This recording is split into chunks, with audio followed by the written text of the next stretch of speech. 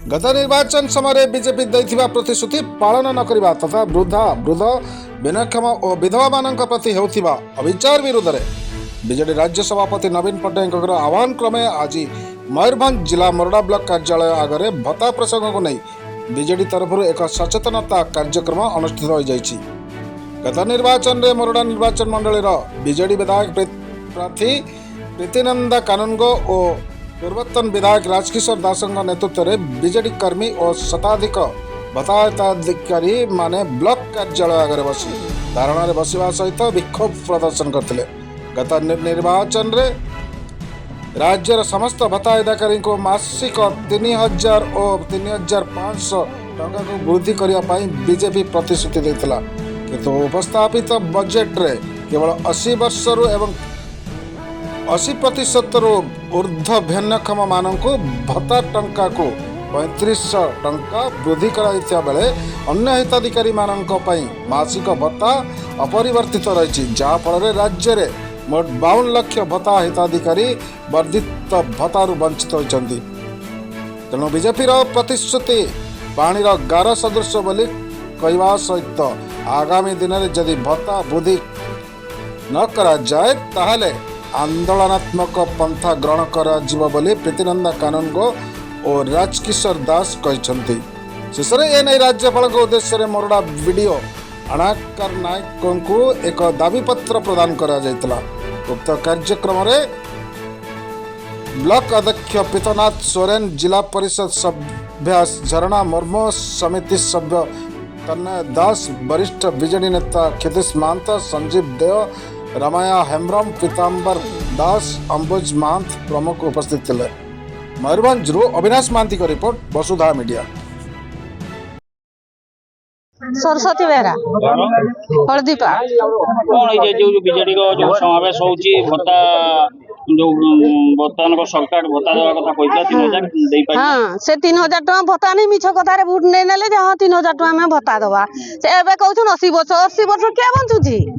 60 रु 50 60 हेते हेते से मो साणी जाउची अब 3000 टका भत्ता दे कि मो साणी नेबे मो साणी रे दे देबे कि बस या फती हमर एति 3000 टका से भत्ता दो हम 3000 टका भत्ता से कहछि न दो सरकार कहिथिले भत्ता 3000 हां हमर हां आज को कार्यक्रम बाबत एबे जो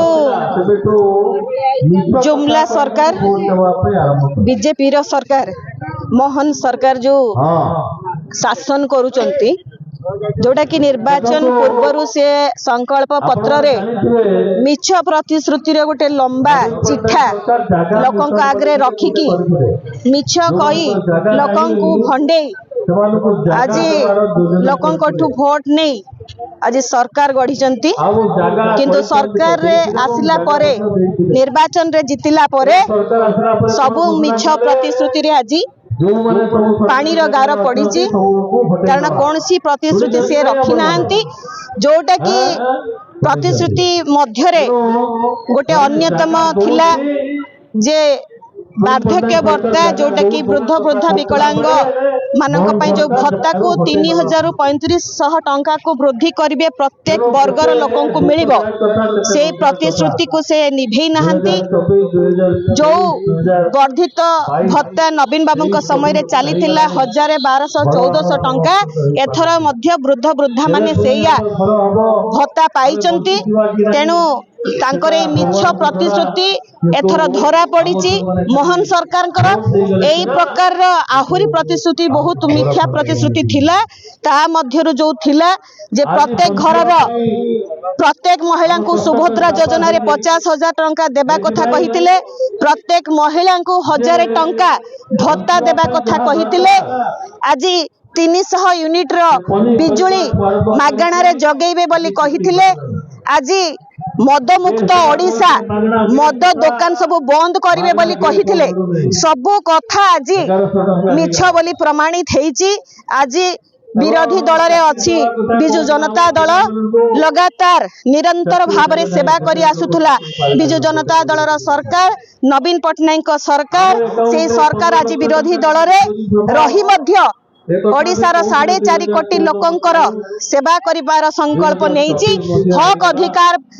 आगुरु मध्य लोकंकर लढुथिले हक अधिकार पाई दल लढुथिला एबे मध्य लढुची। तेणु आज जो हक अधिकार कथा अछि भत्ता 3000 रु 3500 टंका को वृद्धि करिवार कथा जो आज जुमला दल आज मिछुआ राधुआ मोहन सरकार रो बीजेपी दल प्रतिश्रुति देइथिला से प्रतिश्रुति को आज पूरण करि नाही। तेणु आज समस्त भत्ताधिकारी माने आज एकजुट हेचंती मोरडा ब्लॉक रे एवं समस्तंकर दाबी अछि एई दाबी को निश्चित भाव रे पूरण करा जाऊ। आगामी दिन रे जदि बीजेपी सरकार मोहन सरकार ए दाबी को पूरण न करिबो बिजु जनता दल राजरास्ता को आसीबो एवं एई प्रतिवाद तीव्रतर हबो। पंचायत को आज बूथ पर्यंत ए कार्यक्रम आग को निया जिवो एवं लोकंक संगरे मिसी आज हक अधिकार पई लड़ाई करिवो बिजु जनता दल एवं नवीन पटनायक दल। मोर परिचय मु संजीव कुमार दे बिजु जनता दल जिला संपादक। आज जो कार्यक्रम आज जो सरकार चली मोहन सरकार डबल इंजिन सरकार ए सरकार जो मिथ्या प्रतिश्रुति दे शासन गादी को आसछन्ती भोट नहीं साधारण लोक निरीह लोक पाखर 3000 टंका प्रत्येक भत्ताधारी मान को 3000 टंका भत्ता देवे एवं प्रत्येक महिला मान को 50,000 एवं 1000 टंका पर मंथ प्रत्येक महिला को देवे एवं इलेक्ट्रिक विद्युत जो 300 यूनिट फ्री इत्यादि जो जुमला कथा कहीकि से शासन गादी को आसछन्ती ताहा 100 दिन गड़ीगला बर्तमान सुधा लोक मैंने 3000 टंका भत्ता पाऊना बर्तमान मैंने कन्फ्यूज तैयारी करी 80 वर्ष पारेला परे लोक 3500 टंका भत्ता देवा। आजिकल दुनिया रे 80 वर्ष पर किए बंचुची केते जन बंचुचंती अक्रमण्य जो मैंने होती 80% उपरे 80% लोक केते जन अछंती तो किंतु निर्वाचन आगु तो एक कथा कही नथिले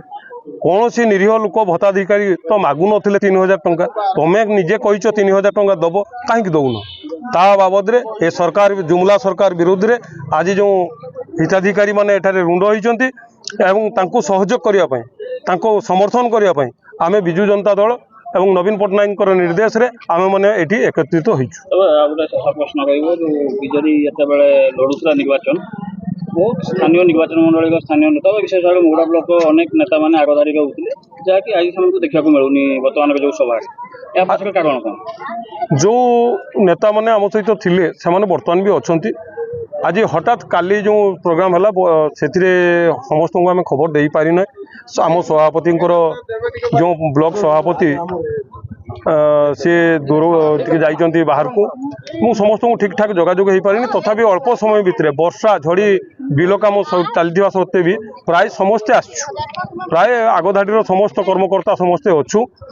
किए क्या भाव निजस्व कम आसीपारी ना कि आम सब एकत्रित होचु समस्ते आगको भी एकत्रित रही नवीन पटनायक साथी आम सब रही।